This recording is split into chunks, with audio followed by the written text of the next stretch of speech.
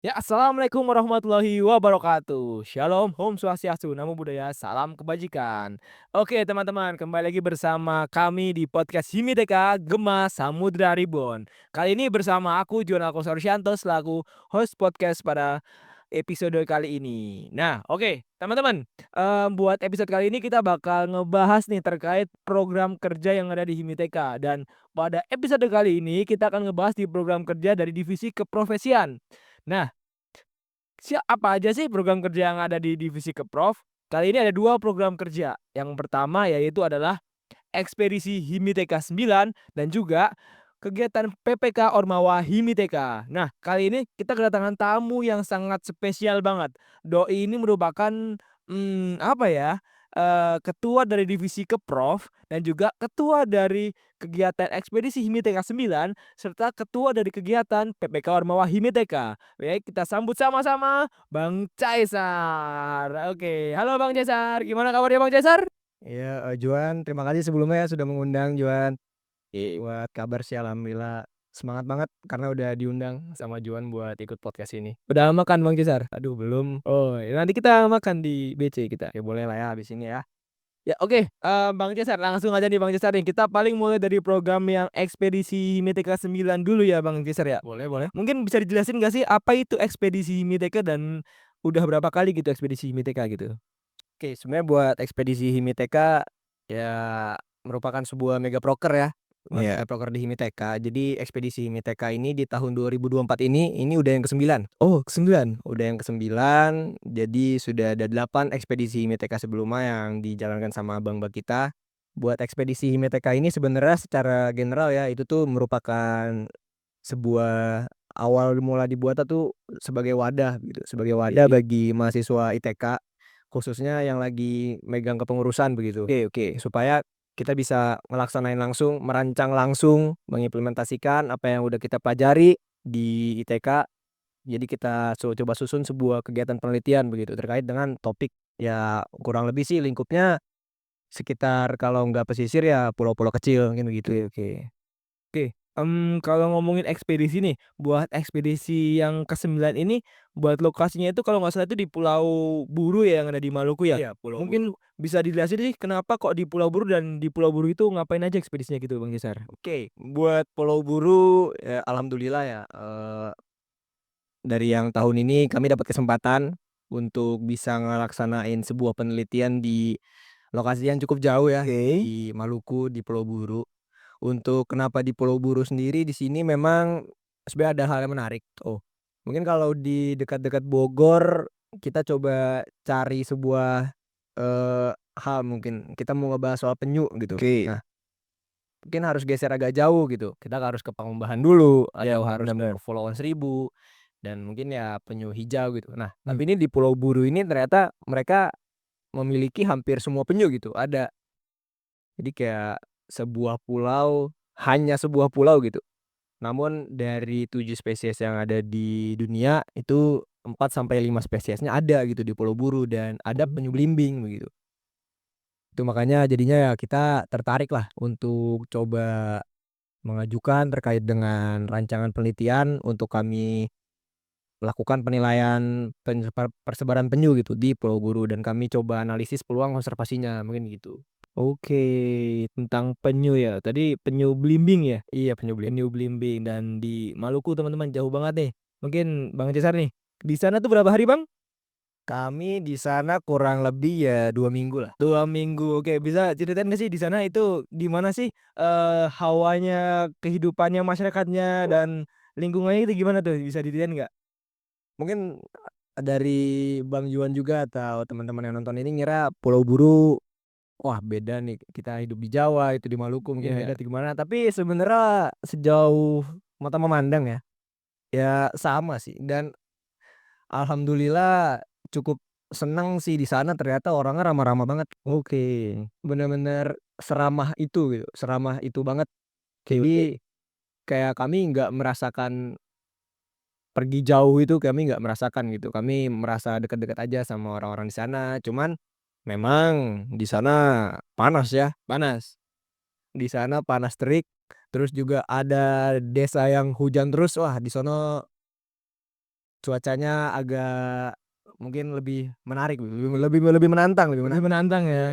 Iya. Oke. Di Pulau Buru dan di Maluku ya tentunya penyu, dan di sana tuh paling bisa ini nggak sih Bang Ceser, kayak penyu penyu belimbing itu penyu yang kayak gimana Bang Ceser? Oh iya, penyu belimbing Iya. kayak gimana? Iya, penyu belimbing itu penyu yang paling besar. Oke, sebesar apa? Sebesar sebesar mungkin kalau Bang Juan turun Iya, ke ITK bawah, iya, ada buoy warna oranye, oke. ya mungkin itu bisalah seukuran itu. Oh, gede Itu banget luar dia besar ternyata. banget gitu. Jadi kalau Bang Juan atau teman-teman bayangin penyu belimbing berdiri, ya mungkin itu bisa seukuran buoy. Gede banget Itu di beneran. beneran ya. Dan kalau teman-teman lihat penyu belimbing jangan dinaikin ya. Iya, jangan, nggak boleh. Aduh. Terus Bang Jesar nih, kan Bang Jesar udah ngelakuin ekspedisi Himiteka 9 ini. Kira-kira, apa sih output dari ekspedisi Himiteka 9 ini? Ya buat ekspedisi Himiteka 9 ini saya nggak sendiri juga ya, Oke, timnya sendiri. Jadi dari Himiteka kami ada satu tim ber-18 orang, oke. didampingi oleh satu dosen dan juga satu tenaga pendidik. Itu ada Bang Iqbal, ada Bang Farel juga yang dampingin kita. Buat dari tadi secara garis besar yang udah saya sampein, kegiatan Heeh. ekspedisi yang ngapain, kami tuh, eee, memiliki beberapa tujuan dan luaran gitu ya. Oke. Untuk bentuk luarannya ada banyak sih. Jadi, mungkin teman-teman bisa ngelihat, Bang Juan juga bisa ngelihat ada Oke. dari Instagram kami, di Instagram @ekspedisi_himiteka. Ya.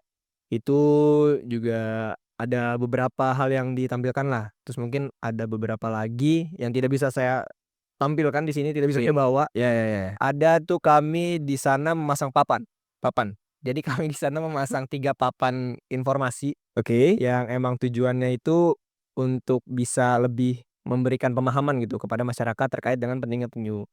Kemudian juga ada luaran-luaran lain kayak kami membuat sebuah katalog. Oke. Jadi dari seluruh rangkaian kegiatan kami kan punya dokumentasi, ya itu kami satukan menjadi sebuah mungkin bisa mirip album gitu ya, mirip Album. album kegiatan, dan juga insyaallah ke depannya, akan launching buku Oh, buku. buku Buku ya, apa itu, Bang? buku kegiatan ekspedisi di Pulau Buru. Mungkin lebih ngebahas tentang Pulau Burunya sih, Oh, oke, penyu di oke. Pulau Buru.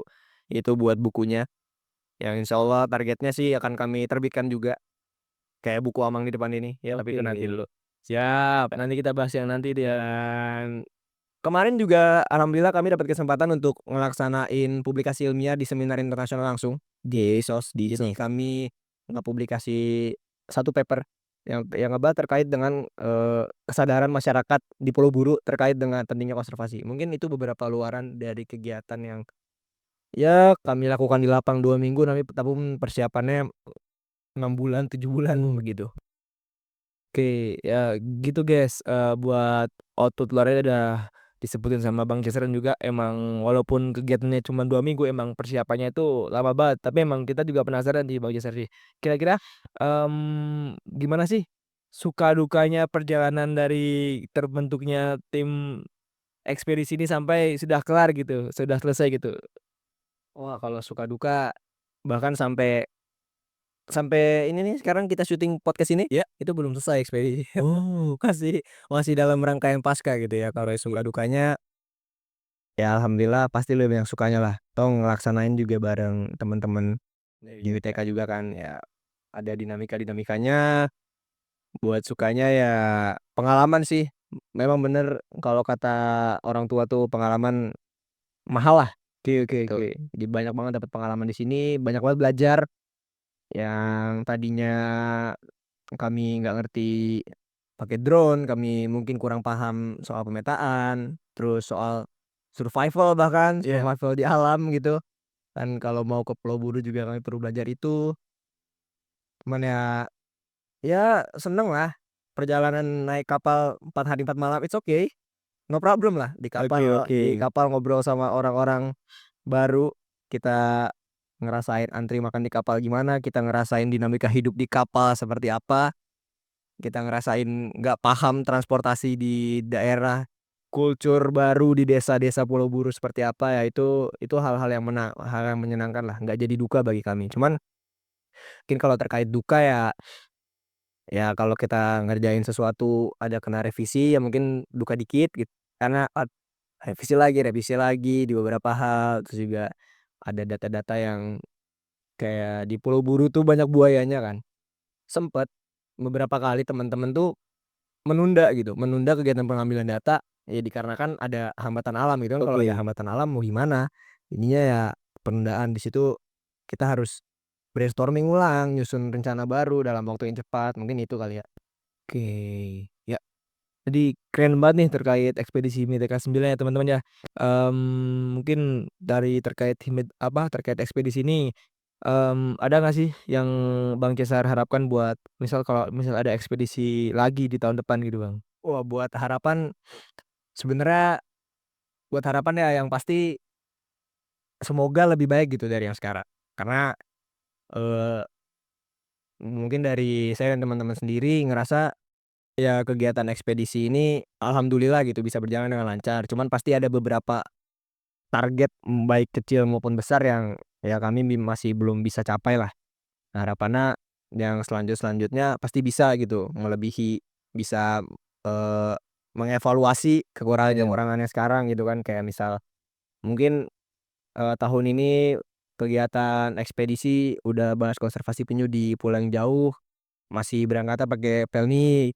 Mungkin yang selanjutnya bisa ekspedisi, orangnya banyak, berangkatnya naik pesawat, terus juga, eee, topiknya itu bisa selaras juga sama minat, bener-bener kayak selaras dengan minat teman-teman supaya output-nya nggak bagi secara ekspedisinya nggak cuman Himiteka tapi setiap insan yang ngelaksanain ekspedisinya tuh merasakan lebih dalam gitu, mungkin Iya, itu iya, kali. iya. Iya, sangat menarik banget nih teman-teman terkait ekspedisi MITK 9 dan buat teman-teman yang emang tahun depan ingin mengikuti ekspedisi MITK 9 jadi perlu persiapan ya teman-teman ya dan juga, Betul, betul. ada kesiapan mental lah ya gitulah. Dan ya mungkin itu terkait ekspedisi MITK 9 ya. Kita akan lanjut ke program yang berikutnya yaitu PPK Ormawa Himiteka. Nah, Bang Cesar, PPK Ormawa Himiteka itu apa sih kok kayak baru dengar gitu ya? Iya, mungkin disclaimer dulu ya. Iya, iya. Sebenarnya saya tuh jadi ketua ekspedisi lebih dulu Oke. dibanding jadi ketua PPKO, karena ekspedisi itu kami udah mulai running mungkin dari Januari bahkan Desember akhir tahun 2023 teman-teman, Bang Juan. Tapi, kalau PPK Ormawa ini, barulah Iya, iya. bulan Februari, Maret di 2024 gitu. Untuk PPK Ormawa sendiri mungkin kalau Bang Juan minta saya jelasin, PPK Ormawa itu merupakan program pemberdayaan masyarakat, Iya. intinya program pemberdayaan masyarakat yang, eee, itu dicanangkan langsung dari Kemendikbudristekdikti. Oke. Mungkin spesifiknya kalau kayak tahun lalu tuh dipisah, sekarang juga dipisah kayak kementerian ya, jadinya Kemendikti, yang dikti pokoknya yang ngurusin universitas. Di mana itu program bagi organisasi organisasi mahasiswa untuk bisa ngelaksanain pemberdayaan masyarakat di suatu daerah yang membahas terkait dengan beberapa tema, seperti tema pendidikan, kesehatan, lingkungan. Tema pendidikan, kesehatan, lingkungan, dan kesehatan. Tema pendidikan, lingkungan, dan kesehatan. Maaf agak lupa ya, soalnya udah selesai kegiatannya gitu. Terus ya skalanya organisasi, mungkin itu yang spesialnya gitu. Oke, kan tadi dijelaskan ada aspek-aspek gitu ya, ada pendidikan, kesehatan, lingkungan, sama, satu lagi ekonomi ya. Ekonomi. Kalau dari Himiteka itu, apa sih yang Himiteka lakukan dan apa yang Himiteka lakukan gitu buat di PPK Ormawa Himiteka ini? Ini dia hebatnya Himiteka. Oke, gimana nih? Jadi tema yang Himiteka bawakan itu empat-empatnya. Oh, iya, Kami bahas lingkungan, oke, kami bahas pendidikan, ekonomi, kesehatan, semua kami ambil. oke. Jadi kami ramu lah Iya, iya. dalam suatu rancangan kegiatan yang kami kumpulkan untuk pengajuan di PPKO, itu empat-empatnya kami bawa. Oke, oke. Tuh karena dia udah empat-empatnya gitu. Kira-kira apa sih yang dari ciri khas Himiteka gitu yang Himiteka bawakan buat program kegiatan PPK Ormawa ini yang jadi ciri khas gitu di Himiteka? Ciri khas ya? Kalau ciri khas sih mungkin memang, basisnya pasti sebagai himpunan mahasiswa ilmu dan teknik kelautan, kami belajar ya terkait dengan ilmu dan teknik kelautan, spesifiknya kami memang fokus ke daerah pesisir. Oke. Yang mana pada saat PPKO kemarin, itu kami mengambil subtema desa maritim. Oke, bisa Subtema desa maritim. maritim yang mengambil 4 topik yang tadi sudah saya sebutkan, 4 aspek lah kita sebut, Ya ya ya. ya ketukar-tukar. Apa sih yang di desa pesisir kami lakukan? Kami mencoba mengobservasi dan menganalisis begitu. Oke, terkait di desa pesisir itu isinya apa? Kan pasti untuk kegiatan pemberdayaan masyarakat yang pertama kita harus ngeliat masyarakatnya. Ya, benar. Untuk masyarakatnya ya kami lihat berarti kalau pesisir itu fokusnya nelayan. Oke, dan coba kami ramukan begitu. Apa sih yang kami pelajari di departemen itu? Kami belajar terkait dengan misal ekosistem pesisir. Iya iya. Tuh. Maka dari itu cobalah kami susun, kami rancang, kami diskusikan itu terkait dengan apa kegiatan yang bisa memberdayakan masyarakat, khusus nelayan. Oke. Itu terkait dengan ekosistem pesisir yang paling dekat dengan daratan, yaitu Iya. ekosistem mangrove begitu. Makanya, yang kami bahas itu mungkin untuk tema besar yang kami Iya. bawakan itu terkait dengan optimalisasi potensi mangrove, Desa Pantai Mekar, dan peningkatan kualitas lingkungan berbasis masyarakat. Supaya harapannya desa yang kami targetkan itu Desa Pantai Mekar di Muara Gembong dapat menjadi desa maritim yang mandiri gitu. Oke, ya keren banget ini. Mangrove ya, optimalisasi mangrove dan di lokasi di mana tadi? Desa Desa Pantai Mekar, Kecamatan Muara Gembong, Muara Gembong ya? Kabupaten Bekasi. Bekasi, oke, cukup cukup jauh juga ya dari Bogor walaupun emang agak-agak dekat juga nggak sejauh Ternyata Pulau ya Bekasinya jauh sih, tak ya jauh. Jauh jauh jauh. Jauh jauh. Terus itu kegiatan PPK Ormawa itu, berapa berapa lama Bang Jesa? PPKU ini cukup lama ya, Oke, cukup lama, untuk berapa? pelaksanaannya saja 5 bulan, Oh, 5 dari bulan bulan. Juni sampai bulan Oktober. Oke. Persiapannya mulai bulan Februari. Oke, dan setelah Oktober pun masih ada yang namanya kami untuk melakukan pemutakhiran data pasca kegiatan pemberdayaan masyarakat Oke. itu 2 bulan. Jadi bisa dibilang Februari sampai Desember. Oke, hampir 1 tahun ya Bang Cesar ya? Tahun, iya. Iya iya iya. Tapi emang gimana sih kan, kegiatannya itu pengabdian masyarakat ya, seperti itu ya Bang Iya. Cesar ya? Itu kegiatannya itu dari Himiteka itu di sana apa aja kira-kira bisa disebutin nggak? Oh, buat kegiatannya iya tadi baru bahas aspek ya. Iya baru aspek tadi. Buat kegiatannya bingung jelasin juga nih teman-teman juga Bang Juan belum saya jelasin. Jadi buat kegiatannya itu ada 4 juga, yang Oke cukup ada 4 topik yang dibawakan dong. Ada sekolah mangrove, oke. ada mangrove hero, ada celing, sama ada gemaro. Mungkin. Langsung saya jelasin? Ya bisa, tuh bisa Bang Cesar. Sip. Buat celing itu acak aja lah ya, celing itu cek kesehatan keliling.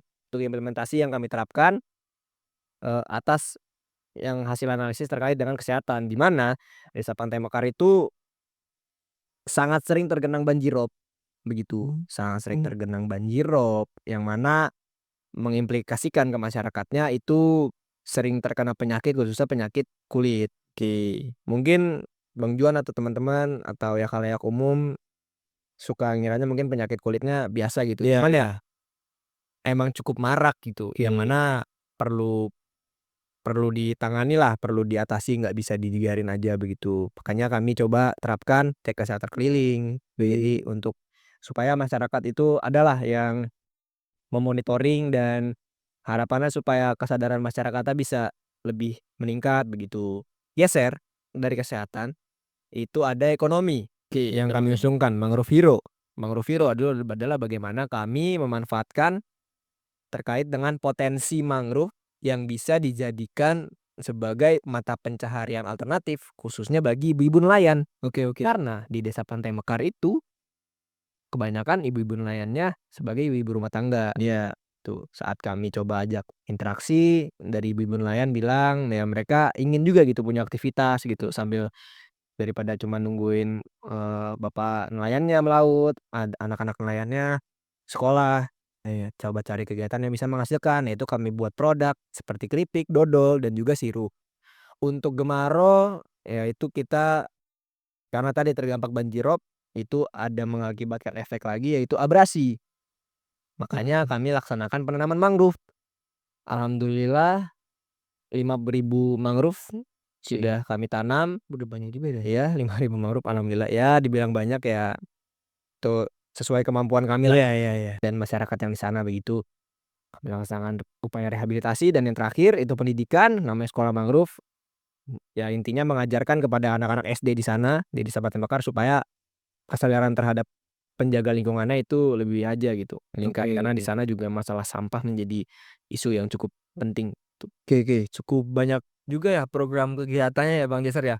Dan, waktunya lama, kemudian ada programnya banyak, itu, gimana sih kira-kira kehidupan atau ya kan 5 bulan nih, itu berarti di Bekasi terus di Muara Gembong terus, gimana itu Bang? Oh iya, 5 bulan ya kami pelaksanaan, ya tentu kalau di sana terus enggak, Iya. karena ada kuliah ya, baik dari ada yang dari angkatan 58 kuliah, terus ngejar, tugas-tugas akhir, yang 59 masih kuliah, terus juga ada beberapa teman-teman 60 yang ikutan juga kuliah dan masih Oke. matkul wajib. Jadi kalau kemarin tuh kami dari bulan Juni sampai bulan awal Agustus itu kami menetap. Oke. Kami benar-benar tinggal di desa, benar-benar, eee, ya tinggal di sanalah, nggak bolak-balik Bogor, Bekasi, enggak. Kami ngelaksanain program langsung semua di sana, tinggal di sana, langsung interaksi sama masyarakat, ngelaksanain program, coba-coba persiapan program dan lain semua langsung di Muara Gembong. Oke. Tapi setelah bulan Agustus karena sudah masuk kuliah, itu kami jadinya melakukan ada sistem rolling lah. Oke oke, rolling. Jadi kami coba susun timeline yang rapih untuk jadwal-jadwal kegiatan, supaya misalnya ada misalnya Bang Juan nih, misalnya Iya. PPKO gitu, Bang Juan hari Senin kuliah ya kan nggak mungkin ditinggalin kan. Berarti hari Senin Bang Juan nggak bisa di Gembong pun Oke. berarti di hari Senin kami harus nyesuaiin programnya apa dan orang yang bisa hadir di sana berapa gitu Oke, solusinya. Dan gimana sih, kan ini pengabdian masyarakat gitu ya, gimana, respon atau tanggapan masyarakat terkait, program yang dari Himite kita apakah menerima kah ataukah biasa aja kah atau gimana Bang Gizer?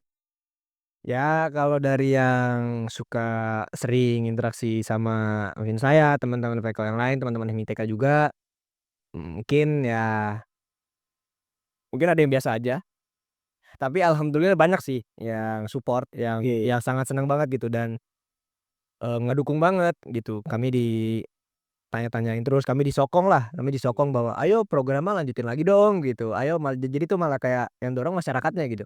Pada saat di bulan Oktober udah mau beres, kitanya fokus laporan akhir, masyarakatnya masih nanya-nanya gitu, "Eh, ayo kapan kapan lagi?" Gitu, "Kapan lagi?" Tadi itu, "Ini kegiatannya gimana, lanjut lagi nggak?" Kayak ya alhamdulillah sih antusiasnya cukup banyak, cuman mungkin beberapa ya yang mungkin tidak tertarik ya, Oke. itu tidak tertarik aja itu juga ada itu dan ya hal yang normal lah. Mungkin saya kira untuk kegiatan usaha terkait dengan pengabdian masyarakat ataupun pemberdayaan masyarakat gitu. Oke, ya cukup cukup menarik banget sebenarnya teman-teman ya dari tadi, yang baik ekspedisi Himite K9 maupun yang PPK Ormawa Himite K. Nah, yang ya seperti yang kita lihat juga nih di depan juga ada produk-produk juga nih, ini apa Bang Jeser? Oke, mungkin mulai dari si buku-buku ini dulu ya. Ini buku Abang Si Mangrove. Alhamdulillah sudah kami terbitkan ya di PB Press.